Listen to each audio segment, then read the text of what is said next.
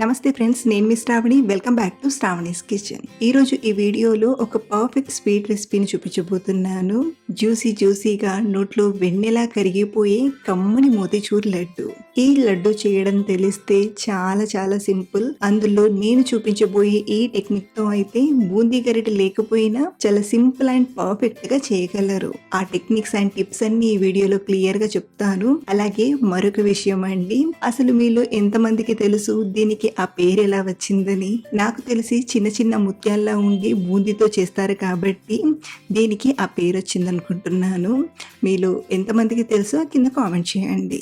మరి లేట్ చేయకుండా పండగ స్పెషల్ గా ఇంట్లోనే ఈజీగా చేసుకునే ఈ మోతిచూర్ లడ్డుని ఎలా చేయాలో ఇప్పుడు చూద్దాం రండి. ముందుగా పిండిని జల్లెడ పట్టడానికి ఒక బౌల్లోకి జల్లెడను తీసుకొని పిండిని జల్లించి తీసుకుందాం. ఇక్కడ నేను 2 కప్పుల శనగపిండితో లడ్డు చేస్తున్నాను. క్వాంటిటీ వచ్చేసి 1/2 kg శనగపిండిని వాడుతున్నాను. అలాగే ఇలా జల్లించడం వలన పిండి ముద్దలు లేకుండా పిండి అనేది ఫైన్ గా వస్తుంది. సో ఇలా పిండిని జల్లించాక ఇందులోకి వేయనట్టుగా చిటికెడంత ఉప్పుని తీసుకొని పిండిలో కలిసేలా ఒకసారి కలిపి 1 కప్పు నీళ్ళను తీసుకొని ఒకసారి బాగా కలపండి. ముందు తీసుకున్న నీళ్లు పిండిలో చక్కగా కలిసిపోయేలా కలిపాక మరో 1/2 కప్పు నీళ్లను కొద్దిగా వేస్తూ బాగా కలపండి. మనం తీసుకున్న 2 కప్పుల పిండికి 1.5 కప్పు నీళ్ళు అనేవి కరెక్ట్గా సరిపోతాయి. ఇలా మీరు ఇంట్లో ఉండే ఏ కప్పు కొలతతో అయినా పిండి క్వాంటిటీని, నీళ్ళ క్వాంటిటీని చూసుకోవచ్చు. అలాగే ఇలా కలిపాక మీకు కన్సిస్టెన్సీ కూడా చూపిస్తాను. మనకు కన్సిస్టెన్సీ అనేది ఇలా ఫ్లోయింగ్ కన్సిస్టెన్సీలో ఉండాలి. ఇలా మనం స్పూన్ని ఉల్టాగా తిప్పి తీసుకుంటే ఈ వీడియో క్లిప్లో చూపిస్తున్నట్టుగా ఇలా ఉండాలి. చూడండి, నీళ్ళు వచ్చేసి ఎగ్జాక్ట్గా 1.5 కప్పు వరకు వాడాను. ఇలా చూసుకునైనా మీరు ఈజీగా పిండిని కలిపి తీసుకోవచ్చు. సో పిండి అయితే తయారైపోయింది. ఇలా తయారు చేసిన పిండిని ఏదైనా కవర్లోకి తీసుకుందాం. రోజు వాడే పాల ప్యాకెట్ని శుభ్రంగా చేసి ఆ పాల ప్యాకెట్లోకైనా తీసుకోవచ్చు, లేదా ఇలాంటి పైపింగ్ బ్యాగ్ మీ దగ్గర ఉంటే ఇందులోకైనా తీసుకోవచ్చు. మొత్తానికి మనం ఈ బూందీ అనేది ఇలా కవర్ సహాయంతో ఈజీగా చేసుకోవచ్చు అన్నమాట. ముందుగా కవర్ని ఇలా గ్లాస్లో కానీ లేదా ఏదైనా గిన్నెలో కానీ తీసుకొని ఇందులోకి పిండిని తీసుకోండి. అలాగే ఇలా తీసుకునే ప్రతిసారి పిండిని ఒకసారి కలుపుకుంటూ తీసుకోండి.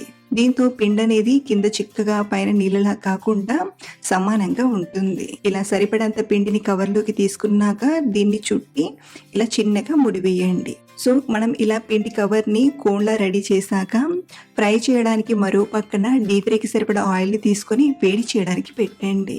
ఇలా ఆయిల్ని తీసుకొని వేడి చేయడానికి పెట్టాక మనం తయారు చేసిన పిండి కవర్ని తీసుకొని చిన్నగా కట్ చేసుకుందాం. ఈ కట్ చేసే మెథడ్ అనేది బూందీకి చాలా ఇంపార్టెంట్ కాబట్టి జాగ్రత్తగా చూసుకుంటూ కట్ చేయండి. రంధ్రం అనేది మరీ పెద్దగా కట్ చేయొద్దు, అలానే చిన్నగా కట్ చేసిన పిండి అనేది సరిగ్గా పడదు. కాబట్టి ఈ వీడియో క్లిప్ లో చూపిస్తున్నట్టుగా జాగ్రత్తగా చూసి కట్ చేయండి. అలాగే ఇలా కట్ చేశాక మనం కట్ చేసిన షేప్ సైజ్ అనేది కరెక్ట్ గా ఉందో లేదో తెలియాలంటే ఒక ప్లేట్ ని తీసుకొని లైట్ గా నొక్కండి. మనం ఆయిల్లో డ్రాప్ చేసినప్పుడైనా సరే హార్డ్గా నొక్కద్దు. లైట్గా పట్టుకున్నామంటే అది డ్రాప్ లా పడిపోవాలి. హార్డ్గా నొక్కామంటే రౌండ్ షేప్ అనేది రాదన్నమాట. కాబట్టి ఈజీగా పడిపోయేలా చిన్నగా కట్టు పెట్టి తీసుకోండి. మీకు ప్లేట్ పైన చూస్తే అర్థమైపోతుంది చక్కగా రౌండ్గా ఎలా వస్తుందో. మీరు కూడా కట్ చేశాక ఇలా ఒకసారి చెక్ చేసి తీసుకోండి. ఇలా చేయడం వలన మీరు బూందీ ఫ్రై చేసేటప్పుడు మీకు ఈజీగా అనిపిస్తుంది. సో ఇప్పుడు పక్కన వేడవుతున్న ఆయిల్లోకి చిన్నగా ఒక డ్రాప్ వదిలి చూడండి. వెంటనే ఇలా పైకి తేలాలి. ఇలా వచ్చిందంటే ఆయిల్ చక్కగా వేడైనట్టు. అలాగే మనం బూందీని తీసుకునేటప్పుడు మంటను హై ఫ్లేమ్లోనే పెట్టి బూందీని తీసుకోవాలి. చూడండి, మనం తీసుకున్న పిండి కవర్ని చిన్నగా సర్కిల్గా తిప్పుతూ ఇలా తీసుకోండి. లేదా కవర్ని చిన్నగా షేక్ చేసిన బూందీ అనేది ఆయిల్లో పడిపోతుంది. అలాగే మనం తీసుకున్న ఆయిల్ని బట్టి సరిపడంత మాత్రమే బూందీని తీసుకోవాలి. ఎక్కువ తీసుకున్నామంటే బూందీ ఒకదానికొకటి అతుక్కుంటుంది. కాబట్టి మనం తీసుకున్న ఆయిల్కి కొంచెం తక్కువగానే బూందీని తీసుకోండి. ఇలా సరిపడంత బూందీని తీసుకున్నాక ఈ పిండి కవర్ని గ్లాస్లో ఇలా ఉల్టాగా పెట్టామంటే ఎక్స్ట్రా అది కింద పడిపోకుండా ఉంటుంది. ఇప్పుడు మంటను లో టు మీడియం ఫ్లేమ్ మధ్యలో పెట్టి బూందీలోని నురగంతా తగ్గిపోయేంత వరకు కలుపుతూ ఫ్రై చేయండి. నురగ తగ్గిపోయిందంటే బూందీ చక్కగా ఫ్రై అయినట్లు. చూడండి, చిన్నగా రౌండ్ షేప్ లో ఎంత చక్కగా వచ్చిందో. సో ఇలా ఫ్రై చేసిన ఈ బూందీని గరిటెతో అయినా తీసుకోవచ్చు. ఇంకా ఈజీగా అంటే రౌండ్గా ఉండే గరిటెతో తీసుకోండి. బూందీ చిన్నగా ఉంటుంది కాబట్టి ఇలా తీసుకోవడం ఈజీ అవుతుంది. అలాగే బూందీని ముందుగా ఇలా స్ట్రైనర్లోకి తీసుకోవడం వలన ఆయిల్ అనేది బూందీకి ఎక్కువగా పట్టుకోకుండా ఈజీగా ఫిల్టర్ అయిపోతుంది. టిష్యూ పేపర్ వేసిన బౌల్లోకి తీసుకోండి.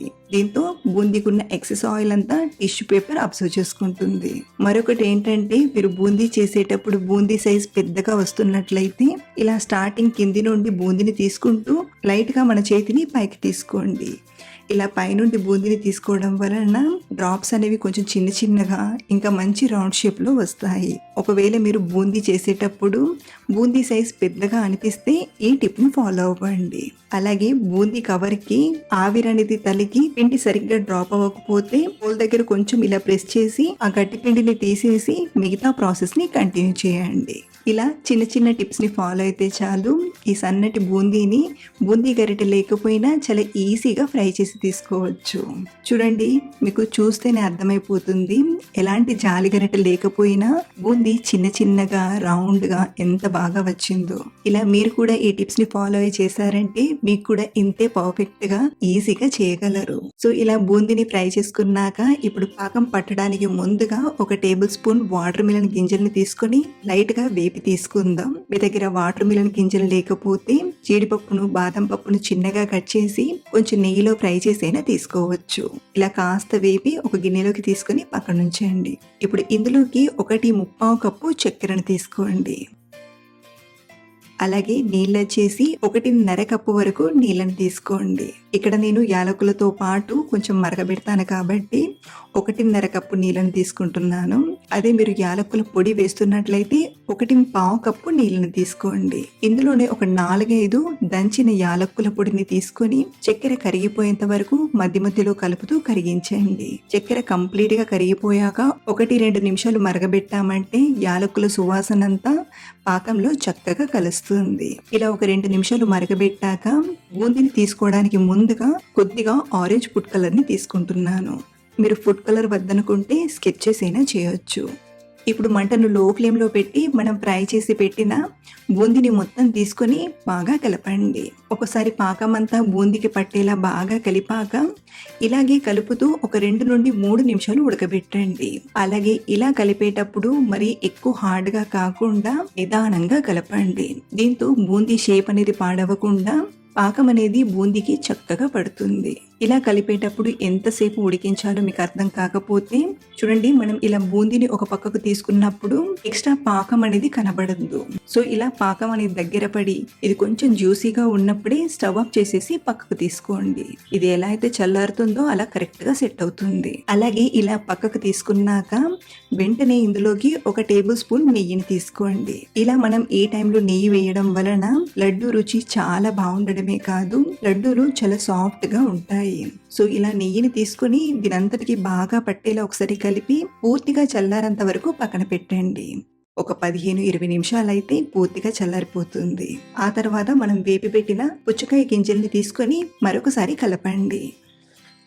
ఇలా అంతా కలిసేలా కలిపాక ఇప్పుడు కొద్దిగా లడ్డూ మిక్స్ని తీసుకుంటూ లడ్డూలా చుట్టి తీసుకుందాం. మనం చేసిన ఈ క్వాంటిటీకి 25-26 వరకు లడ్డూలు వచ్చాయి. మీరు చేసే సైజ్ని బట్టి ఒక 2-3 అటు ఇటైనా అవ్వచ్చు. ఇలా చేసిన ఈ లడ్డూలను చక్కగా స్టోర్ చేసుకున్నామంటే వారం రోజుల వరకు నిల్వ ఉంటాయి. అదే మనం ఫ్రిడ్జ్లో పెట్టుకున్నామంటే 10-15 రోజుల వరకు హ్యాపీగా తినేయచ్చు. సో ఇలా మనం చాలా సింపుల్ వేలో ఎలాంటి ఫ్యాన్సీ ఇంగ్రీడియంట్ వాడకుండా ఇంట్లో ఉండే శనగపిండి చక్కెరతో మంచి రుచికరమైన మోతీచూర్ లడ్డూలను చాలా ఈజీగా చేసుకోవచ్చు. మీరు కూడా ఈ టెక్నిక్ తో ఈ టిప్స్ తో ట్రై చేయండి. ఫస్ట్ టైం చేసిన పర్ఫెక్ట్ గా చేయగలరు. అలాగే మీరు ట్రై చేశాక మీకు ఎలా వచ్చిందో కింద కామెంట్ లో నాతో షేర్ చేసుకోవడం మర్చిపోవద్దు.